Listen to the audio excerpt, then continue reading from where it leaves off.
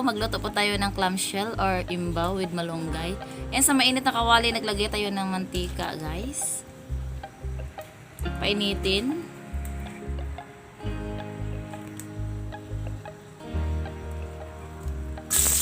And pagkatapos, lutuin ang bawang. Isunod yung onion.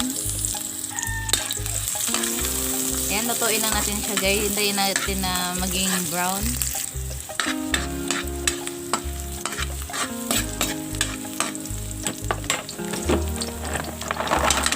Ayan, gisahin na natin yung clamshell or imbaw.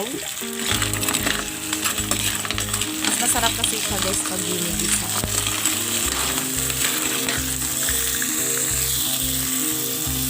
Ay, nilagyan natin ng asin.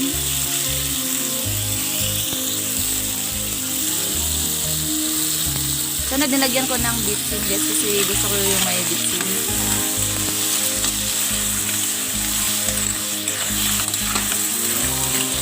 Yan, haluin lang.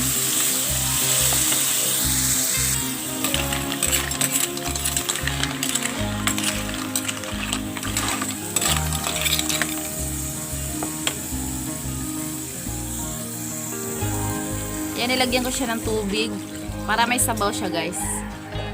Kasi nga, lagyan natin siya ng malunggay. 3 baso ang nilagay ko dyan, guys. Depende sa inyo kung gaano kadaming sabaw yung gusto nyo, guys. Yan, ihintay na natin, guys. Ayan, kumukulo na siya. Ayan, pasensya na sa usok sa kawali. Guys. Hintayin lang natin kumulo.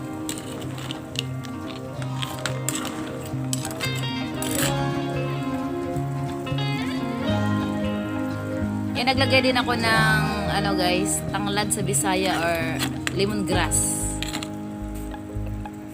Para mas masarap yung guys, sabaw.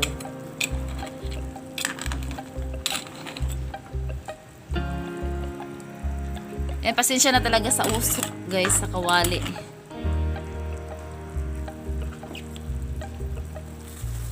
Yan, i-add na natin yung moringa or malunggay.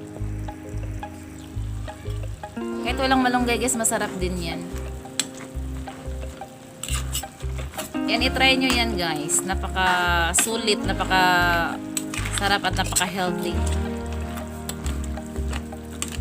Yan, tikman nyo lang ayon sa inyong panlasa, guys, kung sakto na yung timpla. Ayan, sa time na yan, luto na po yan, guys. Ready to serve. Yan, maraming salamat po sa palaging panonood. God bless us all. Bye!